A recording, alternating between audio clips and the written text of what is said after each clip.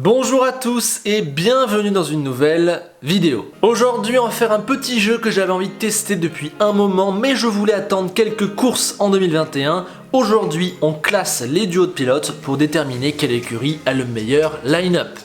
C'est parti. Alors on aurait pu classer comme ça, un petit peu au pifomètre selon notre ressenti, mais pour être un petit peu plus juste, j'ai créé un petit barème avec 5 catégories. On commencera par donner une note sur 5 sur la qualité du duo sur le papier, c'est là qu'on va estimer le niveau des deux pilotes et dans quelle mesure l'écurie pourrait avoir mieux ou non. Ensuite, une note sur 5 sur la compatibilité du duo, la manière dont c'est facile ou pas pour l'équipe de gérer ces deux gars-là, la manière dont ils s'entendent. C'est là aussi qu'on juge si c'est plutôt des team players, des mecs individuels. Bref, on se place du point de vue de l'équipe et on voit à quel point ce duo est facile à gérer. Également sur 5 points, on aura l'extraction de la performance, on se basera sur ce qu'on a vu en 2021 et ce qu'on connaît des pilotes pour estimer dans quelle mesure ils peuvent extraire le maximum de leur voiture. Rentre aussi en ligne de compte ce que l'écurie est capable de leur donner comme capacité, vous verrez en temps voulu. Enfin, il y aura deux catégories qui peuvent rapporter jusqu'à 2 points. Tout d'abord, l'avenir, dans quelle mesure le duo assure la pérennité de l'équipe sur le moyen long terme. Et ensuite, l'appréciation personnelle, là c'est du ressenti pur, on peut offrir entre 0 et 2 points si on aime ou pas le duo. Alors j'ai conscience que ce système n'est pas parfait, on pourrait rajouter plein de catégories, il y a plein de critères, mais voilà, je me suis un petit peu creusé la tête et je me suis dit qu'avec ce système-là, on aurait à la fin une bonne image des duos. Bien sûr, ça n'a rien de précis, d'officiel ou de scientifique, c'est juste un petit jeu pour donner une idée de nos meilleurs duos.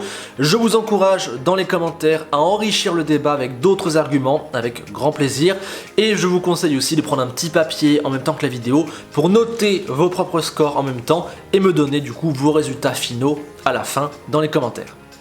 Allez, sur ce, on peut y aller, on va prendre les équipes dans l'ordre décroissant du classement. On commence donc par As. Sur le papier, sur le niveau potentiel des deux pilotes, sans surprise, je ne mets que 2 points. Schumacher et Mazepin sont des rookies, ils manquent d'expérience, ils vont mettre du temps à arriver au niveau et surtout, il y avait des pilotes d'expérience libres, il y avait moyen de faire un meilleur duo. Pour l'instant, clairement, c'est le moins bon duo sur le papier.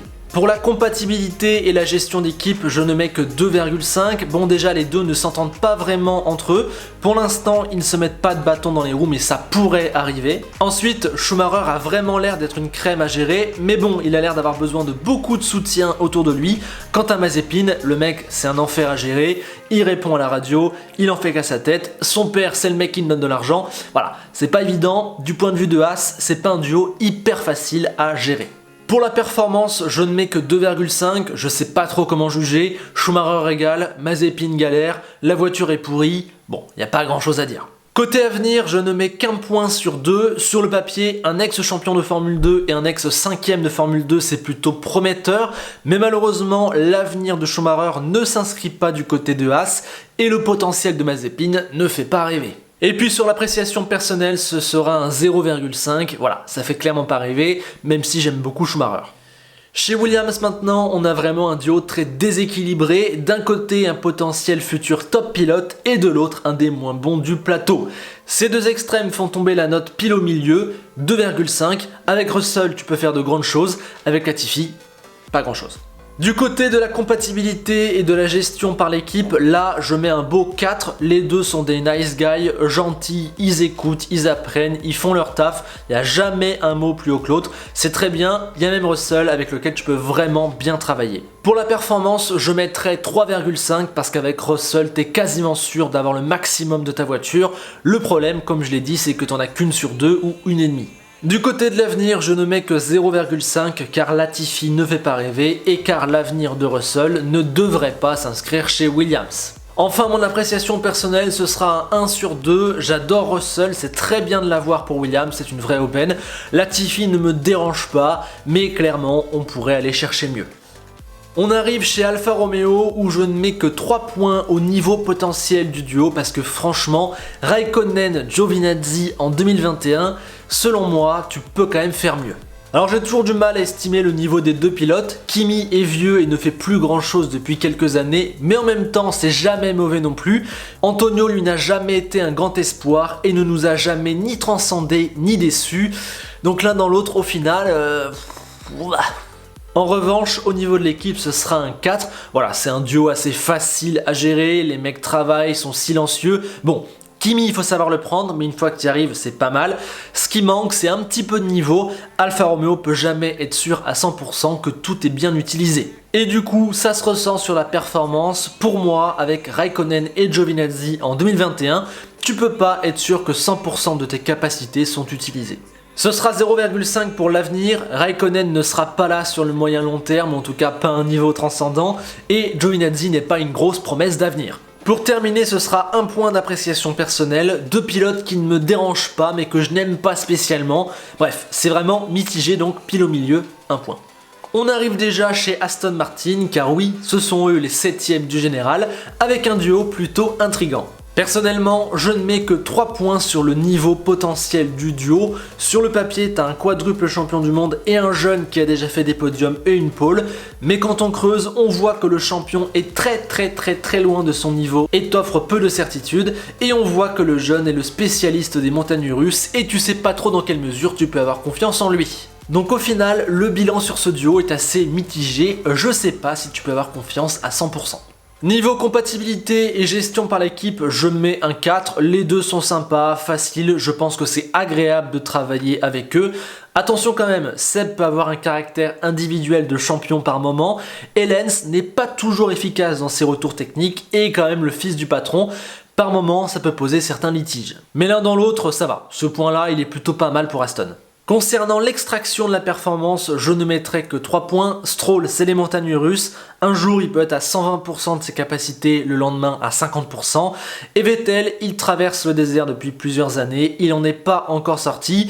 Et voilà, je pense qu'il peut apporter quelque chose, mais peut-être pas quelque chose de dingue non plus. Un point sur l'avenir, Vettel est carrément plus proche de la fin que du début de sa carrière et peut apporter que sur du court terme. Et Stroll, j'ai encore du mal à estimer dans quelle mesure il peut être une valeur sûre pour le futur. Et donc mon appréciation personnelle, ce sera seulement un point. Pour moi, Aston Martin n'aurait jamais dû laisser partir Perez.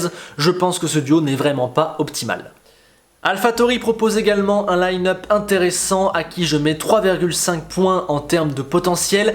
Gasly commence vraiment à être confirmé et c'est un des meilleurs pilotes du plateau depuis 2 ans. Et Tsunoda, c'est une pépite, un vrai espoir. Un leader potentiel du midfield et un très bon jeune, c'est parfait, c'est un bon duo, surtout pour AlphaTauri. Du coup, je mettrai une bonne note sur la compatibilité, c'est vraiment un duo qui marche bien, je mettrai 4. La gestion est plutôt facile, Pierre Gasly, il est chez lui, ça roule comme sur des roulettes. Tsunoda, ça a l'air plus dur à gérer, mais il est encore rookie, il a encore le temps d'apprendre. 3,5 pour l'extraction de la performance. Avec Gasly, t'es quasiment sûr de tirer le maximum de ta voiture, donc déjà c'est pas mal. Malheureusement, Tsunoda c'est pas encore ça et il n'est que rookie, donc forcément il y a quelques contretemps. Du côté de l'avenir, je ne mets qu'un point, cela peut paraître paradoxal car ce sont deux pilotes plutôt jeunes et plutôt très talentueux, mais malheureusement, je pense que leur avenir ne se fera pas chez AlphaTauri. C'est un petit peu le problème de l'équipe, ils ne gardent pas leur duo longtemps, leurs pilotes sont voués à passer chez Red Bull ou bien à se barrer. Donc voilà, malheureusement pour l'avenir, je pense que ce duo ne restera pas très longtemps. Du côté de l'appréciation personnelle, c'est 1,5, j'aime beaucoup ce duo, il colle parfaitement à l'esprit AlphaTauri, un leader du midfield, un jeune talentueux à tester. Ce qui empêche le 2, c'est que ni l'un ni l'autre ne seront encore là dans 2 ans, je pense. On arrive maintenant dans le top 5 avec Alpine qui propose un duo qui me séduit énormément. Fernando Alonso et Esteban Ocon, pour moi c'est du 4 sur 5. Ce qui coûte quelques points, c'est qu'Alonso revient seulement à la compétition, c'est pas encore le prime Alonso, et c'est le fait qu'Ocon n'est peut-être pas dans les 3 ou 4 cracks de sa génération, c'est pas non plus un Verstappen ou un Leclerc, vous voyez ce que je veux dire. Du point de vue de l'équipe, je ne mets que 3 points car ces deux-là, on le sait, peuvent être assez durs à gérer. Ils ont leur petit caractère, ils ont déjà eu des soucis avec leurs coéquipiers ou leurs équipes dans le passé. Alonso en interne, c'est un sacré truc à gérer. Ocon a aussi pas mal les dents longues, ça peut poser peut-être un problème. Il peut donc y avoir quelques ennuis, c'est pas la catastrophe, mais c'est peut-être pas le meilleur duo du plateau à ce niveau-là. Pour la performance, actuellement ce sera un 3,5, Alonso n'est pas encore à 100%, Ocon c'est pas mal, Alpine peut être satisfaite de la manière dont la voiture est utilisée, mais il y a encore un petit peu à gratter, c'est pour ça que je ne mets que 3,5 actuellement. Du côté de l'avenir, je mets 1,5, Ocon c'est un super jeune, si tu le gardes t'es pas mal pour l'avenir, et Alonso sur du moyen court terme, il peut vraiment t'apporter quelque chose de fort si jamais tu as une très bonne voiture. Donc voilà, l'un dans l'autre, tu sais qu'avec ce duo sur le moyen terme, tu pourras jouer quelque chose. Enfin pour le bonus personnel, je mets 1,5 points, j'aime beaucoup ces deux pilotes, j'aime beaucoup ce duo, je trouve que ça a de la cohérence, que ça a de l'efficacité, bref, c'est vraiment pas mal du tout. Parlons maintenant de Ferrari et sur le papier je mets 4,5. Leclerc c'est un monstre, un potentiel futur champion du monde et Sainz c'est un des tout meilleurs pilotes du plateau selon moi, un des plus fiables, constants et intelligents, sincèrement il n'y a rien à dire, je trouve l'association parfaite. Niveau compatibilité et gestion, ce sera un 4. Voilà, ce sont deux pilotes qui s'entendent très bien. Ils sont, je trouve, ultra compatibles. Ils sont positifs, motivés, deux pilotes modernes. Leclerc est fort partout. Sainz a énormément de qualité. Ils ont le même style de pilotage, les mêmes feedbacks. Bref, Ferrari est super bien avec ce duo. Le petit truc qui empêche le 5 sur 5, c'est que quand même Leclerc a un petit caractère de champion par moment, un petit peu individuel, et on sait que Sainz est aussi capable de se mettre un petit peu seul dans sa bulle. Attention, le jour où il y aura un désaccord. Rien de grave, mais je mets pas 5 non plus. Du côté de l'extraction de la performance, je mets un 4 sur 5. Leclerc, c'est un monstre, il est déjà quasi parfait. Et Sainz, il est déjà très proche de son coéquipier après seulement 4 courses. Et on l'a vu chez McLaren, capable d'aller très haut avec une bonne voiture. Du côté de l'avenir, je mets 2 sur 2. Rien qu'avec Leclerc prolongé jusqu'en 2024, t'es certain d'avoir un des 3 meilleurs pilotes de la prochaine décennie. Et en plus, Sainz, il est non seulement très compatible avec Leclerc, mais en plus, lui aussi pourra jouer de grandes choses. Pour moi, c'est très dur de trouver une meilleure combinaison entre ces deux pilotes. Je pense sincèrement que Ferrari peut garder ce duo après 2022. On parle beaucoup de Schumacher, on verra comment il évolue, mais Leclerc-Sainz, ça vaut le coup de réfléchir sur le cas Schumacher. On est encore trop tôt pour en parler, mais vous voyez ce que je veux dire. Vous l'aurez compris, ma note bonus c'est du 2 sur 2, j'ai du mal à voir comment faire mieux que ce duo-là. C'est un petit peu la même chez McLaren, pour le niveau du duo je mets 4 sur 5, Norris est un pur talent qui m'impressionne de plus en plus, et Ricciardo est une des meilleures valeurs sûres de la grille. Le seul truc qui manque encore c'est l'assurance d'avoir à 100% un futur champion du monde de tout premier ordre. Et oui, Ricciardo commence doucement à arriver vers la fin et Norris demande encore un petit poil de confirmation, il n'est pas encore au niveau d'un Leclerc ou d'un Verstappen, vous voyez ce que je veux dire. Au niveau de l'équipe, ce sera du 4,5 sur 5, je pense qu'ils sont comme le duo Ferrari et même un petit peu plus facile à gérer. Alors après, faudra voir quand ils seront vraiment en compétition, mais je pense que McLaren peut dormir tranquille avec ces deux pilotes. Du côté de l'extraction de la performance, je mets 4. Norris, c'est très fort, mais il est aussi très jeune, il demande encore confirmation, il manque encore un petit peu d'expérience. Et Ricciardo, il n'est pas encore à 100%, donc voilà. Mais, encore une fois là-dessus, il y a un petit peu de marge. Concernant l'avenir, je mets 1,5, ce qui m'empêche de mettre 2, c'est comme je l'ai dit que Ricciardo arrive doucement sur la fin de sa carrière, c'est pas le Ricciardo d'il y a 3, 4, 5 ans, et Norris est très fort, mais c'est peut-être pas encore un Leclerc, un Verstappen, t'es pas encore sûr à 100% d'avoir un champion du monde, tu l'es sûr qu'à 90-95. Mais bon, mon appréciation personnelle sera quand même du 2 sur 2, ce duo est vraiment exceptionnel, c'est vraiment dur de faire mieux.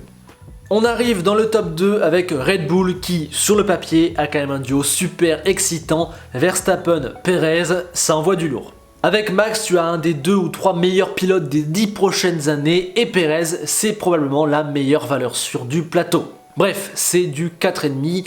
Ce duo, sur le papier, quand on prend les deux pilotes, c'est ouf. Au niveau de l'équipe, la compatibilité, la gestion, tout ça, je mets 4 points. Je pense vraiment ces deux mecs très forts, ça doit être facile et agréable de travailler avec eux. Pas de doute là-dessus. Le problème, c'est un petit peu leur caractère de cochon à tous les deux. On connaît leur réaction quand il y a un petit problème. Parfois, ça peut être un petit peu dur à gérer. Pour la performance, malheureusement, ce sera seulement 3,5. Max, ce serait un 5, mais Red Bull a des soucis avec sa deuxième voiture depuis 3 ans. Voilà, c'est grave, mais aujourd'hui, un Perez qui faisait des miracles dans une Racing Point a du mal avec une Red Bull. Donc malheureusement pour l'équipe, je ne peux mettre que 3,5. On a la sensation que jamais ils n'arriveront à avoir deux voitures au même niveau, au top de la hiérarchie, donc malheureusement ça fait baisser la note et c'est pas forcément que la faute de Pérez. Pour l'avenir, je mets 1,5, j'aurais pu mettre 2 mais il y a quelques petits détails qui me dérangent. Pérez est plus proche de sa fin de carrière, il est sur un siège éjectable et il y a sans arrêt des rumeurs de départ de Max Verstappen. Voilà, on sent que le jour où il en aura marre, où il sera pas content, il pourra s'en aller et là, ce sera pas la même.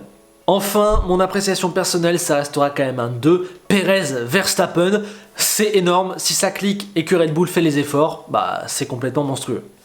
Et terminons avec Mercedes, dont le line-up est souvent critiqué, décrié, mais alors, qu'en est-il ? Sur le papier, je ne mets que 3,5. Bon, Hamilton, c'est 5 sur 5, on a compris clairement. Malheureusement, Bottas, c'est beaucoup plus discutable et je pense que le jour où Mercedes sera réellement challengé, on verra la différence, comme l'année où il a fini 5ème du championnat avec une Mercedes. Voilà, et surtout ce qui me dérange, c'est qu'il y aurait moyen d'avoir un duo qui a plus de performance sur le papier. Par contre, du côté compatibilité, gestion, point de vue de l'équipe, là c'est clairement du 5 sur 5, il n'y a pas de secret, c'est le meilleur duo de pilotes depuis 5 ans, le plus efficace en tout cas, c'est une association parfaite à tous les niveaux, tout est extrêmement facile à gérer, c'est un cas d'école. Au niveau de l'extraction de la performance, ça restera un 5, déjà parce qu'avec Hamilton, t'es toujours à 120% de tes capacités, et ensuite parce que quand même, Bottas fait bien le travail, faut pas exagérer, il y a quelques petits manquements, mais c'est un pilote talentueux qui a de l'expérience et qui est toujours sur le podium, donc ça va. Du côté de l'avenir, je ne mets que 1,5, Hamilton à lui seul t'assure quelque chose de très fort, mais je pense qu'il n'est pas là encore pour 5 ou 10 ans, donc il y aurait moyen de faire un petit peu mieux, et puis aussi le fait que Bottas ne pourrait pas jouer un titre à mon sens. Par exemple, avec un Russell dans le duo, j'aurais mis 2, parce que là, t'es tranquille pour 10 ans. Avec Hamilton, t'es tranquille pour 5 ans, pas 10, vous voyez ce que je veux dire.